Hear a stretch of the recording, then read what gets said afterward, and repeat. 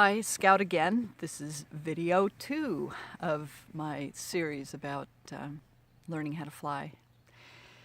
So another perspective that I want to offer is this, it's another take on the evolutionary perspective, and it's how I understand this place that we are right now as people.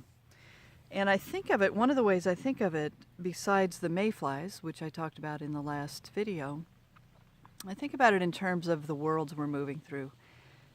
And I feel like we're moving through into a third world.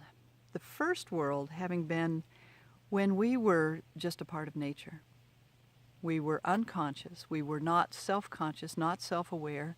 We hadn't developed this ability to think of ourselves as separate. So what I would call that world is unconscious connection.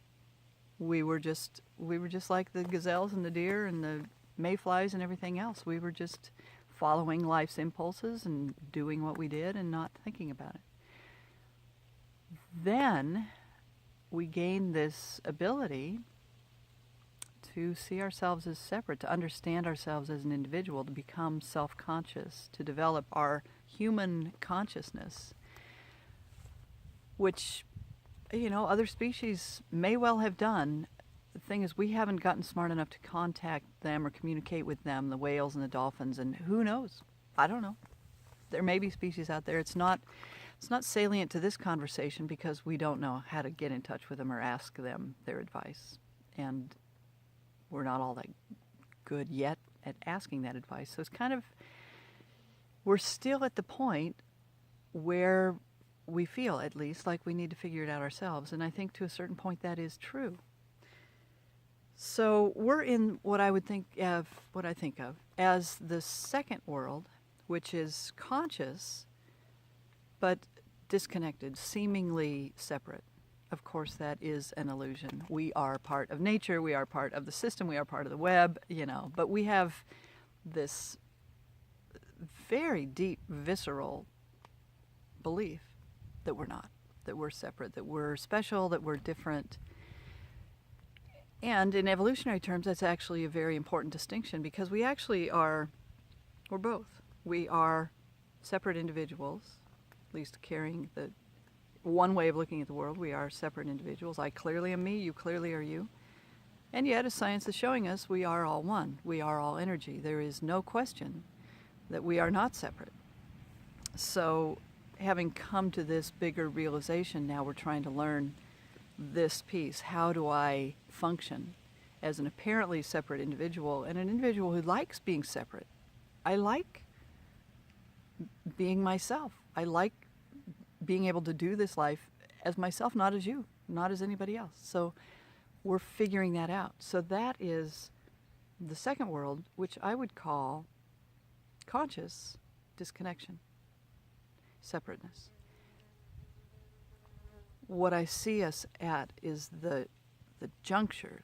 We're moving into an entirely new world, which is conscious connection, where we actually have let go of our attachment to the separateness identifying us, and we're able to be individuals consciously connection. I think that is what we're doing. And one way that I look at it is that where that puts us, if you think in terms of the mayfly story, that puts us in a very prolonged and painful adolescence because we're right on the edge of becoming self-actualized adults. This third world is the maturity. It's the maturity of the species, at least a maturity. There may be more cycles after that. Who knows? I don't know. But I know that we're moving into a much more self-actualized time. And to me, this explains a lot of what's happening. This, if you think about in terms of adolescence, what happens in adolescence is the rebellion and the rejection and the push-pull between wanting the freedom and being scared, totally scared of what's coming. If you view humanity through that lens, it gives me a lot more compassion.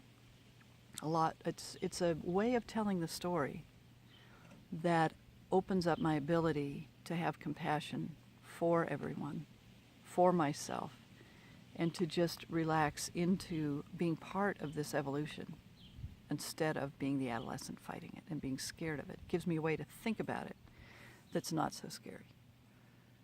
Will we be able to do this? Who knows? It's the big question right now, right? It's a big question. But I hope that offering this series of video, I mean, it's what I can do to help offer a different perspective, and so I'm doing it. And if it resonates for you, watch the next one too. It's a series. Thanks.